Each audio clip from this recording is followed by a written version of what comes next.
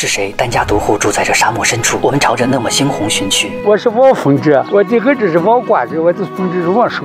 这里是腾格里沙漠边缘，25年前杀尽人退，妹子都买了这么好的房，再过个2个呢，我的房子都没得了。王老决心带着一家人搬进荒漠里种树，是要守住家园。这个地窝棚是他们最初的家。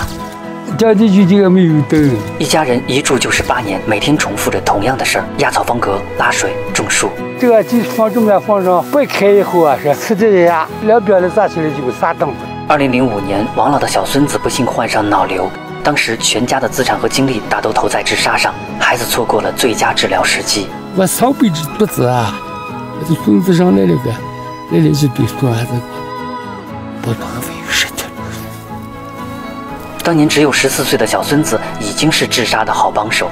他那50拉的弄来启动日拉的水呀，就水了。孩子的遗愿成为一家人坚持下去的理由。爹，你一定要把3万之旅，害我想吃了20多年，只要我有日口吃，就在山坡上如何喝水。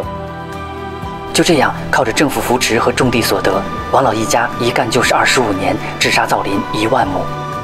他们在孩子的墓旁种满了树，上面挂满彩灯。啊，就不怎么了。这个爱心账本里记录着为治沙捐款捐物的好心人，其中还有王老远在新疆工作的大孙子。每年扫网嘛，每年扫网。买树苗子雇人都要用，也相当于是在种树呢，就是为了植树嘛。王老说，这些年苦了老伴和儿媳，既要种树种庄稼，又要做饭做家务。不什么地了嘛，子啊、羊啊、鹅呀喂后，娃娃树都衰了。他们是勤劳的庄稼人，用沙子洗碗啊，洗哪里的那才都洗了，也是开在沙漠里最美的花。说明就说我这沙漠上长的了。2代人的头发白了，沙漠绿了。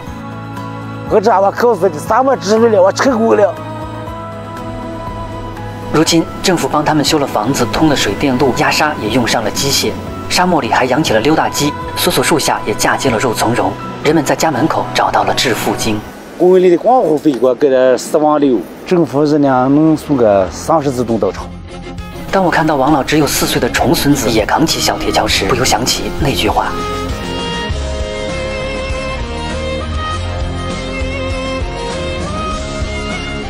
这是我参加过最特殊的升旗仪式。